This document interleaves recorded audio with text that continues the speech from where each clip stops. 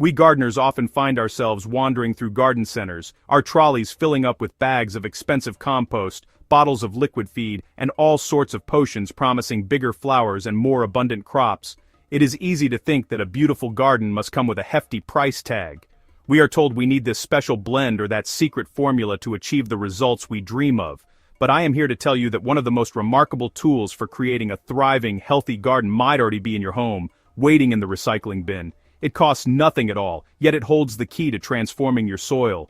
The secret I am talking about is plain, simple, brown cardboard. Yes, those delivery boxes and packaging inserts that pile up so quickly. It seems almost too good to be true, doesn't it? We spend so much time and effort breaking them down to be taken away, when we should be taking them straight out to the garden. This humble material, often seen as mere waste, is a fantastic source of carbon, which is a vital ingredient for healthy soil. It provides the building blocks for a rich, living earth that will support your plants in a way that many manufactured products simply cannot. It is a return to a more natural, resourceful way of gardening. Forget the glossy labels and the complicated instructions on those plastic bottles for a moment.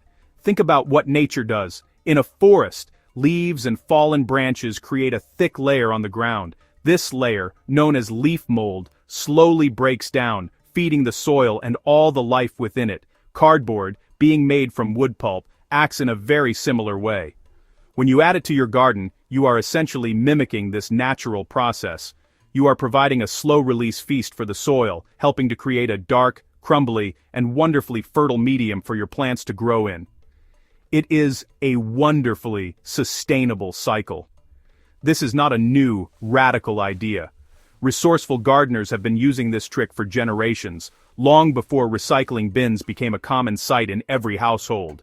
It is a testament to the simple, effective wisdom that comes from working closely with the land.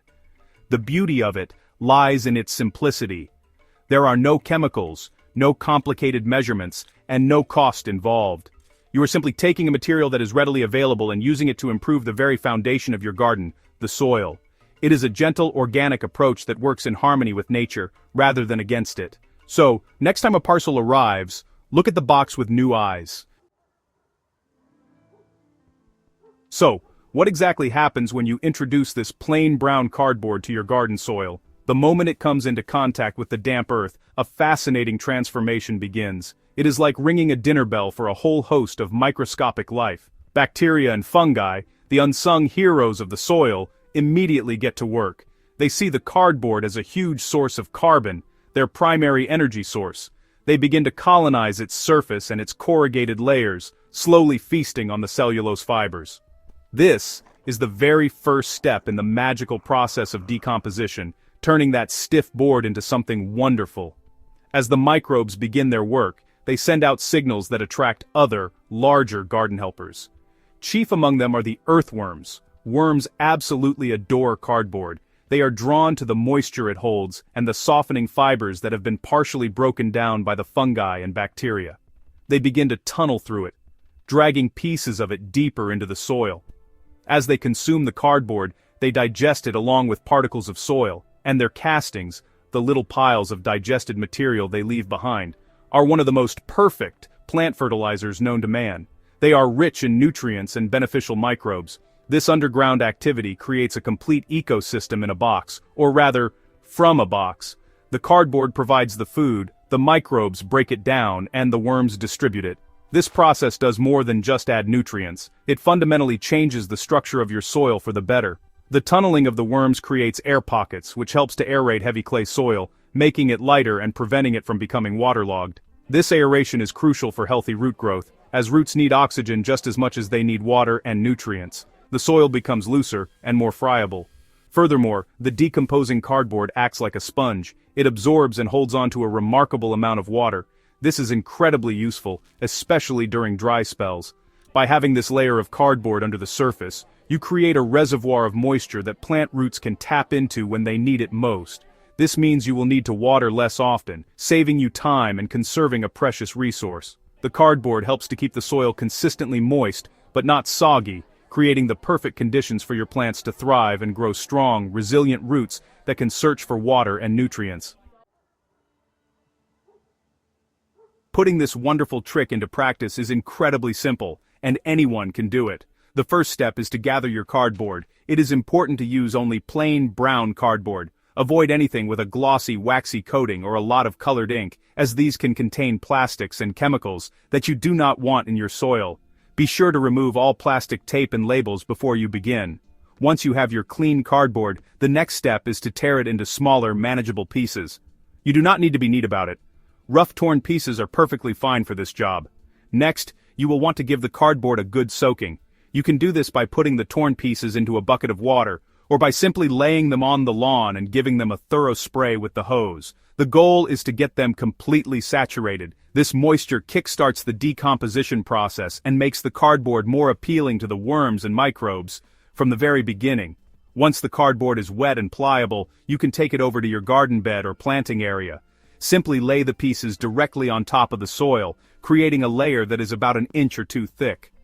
After you have laid down your layer of wet cardboard, it is important to cover it up. You can use a layer of compost, well-rotted manure, or even just the topsoil from your garden. This covering serves a few purposes.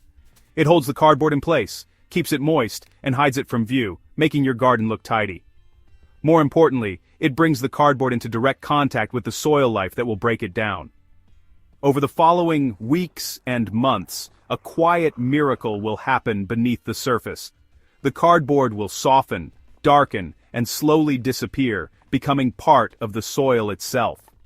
This technique, often called sheet mulching or lasagna gardening, is brilliant for improving existing beds or even for creating new ones on top of a patch of lawn. The cardboard layer also acts as an excellent weed suppressant, blocking sunlight and preventing unwanted seeds from germinating.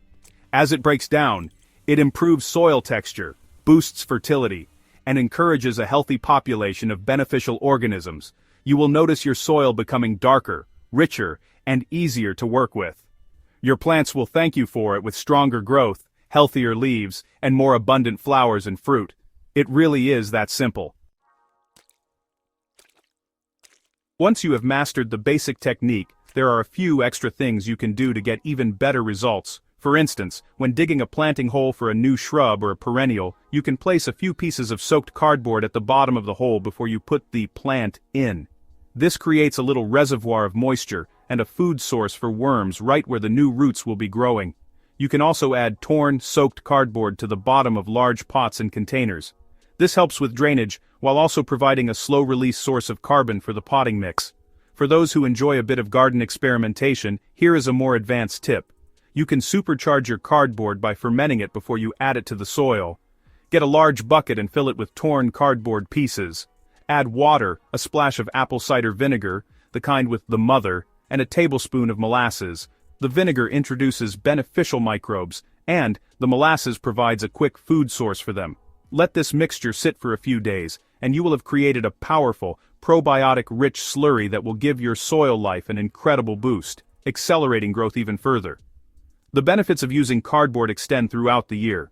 In winter, laying down a thick layer of cardboard and covering it with compost or fallen leaves is a fantastic way to prepare your beds for spring. By the time you're ready to plant, the cardboard will have partially broken down, suppressing winter weeds and leaving you with beautifully conditioned soil. It is a simple task you can do in the autumn or winter that pays huge dividends when the busy planting season arrives. It is a way of feeding the soil when the garden is resting, ensuring it is full of life and ready for the year ahead. So, before you flatten that next cardboard box and put it out for collection, pause for a moment.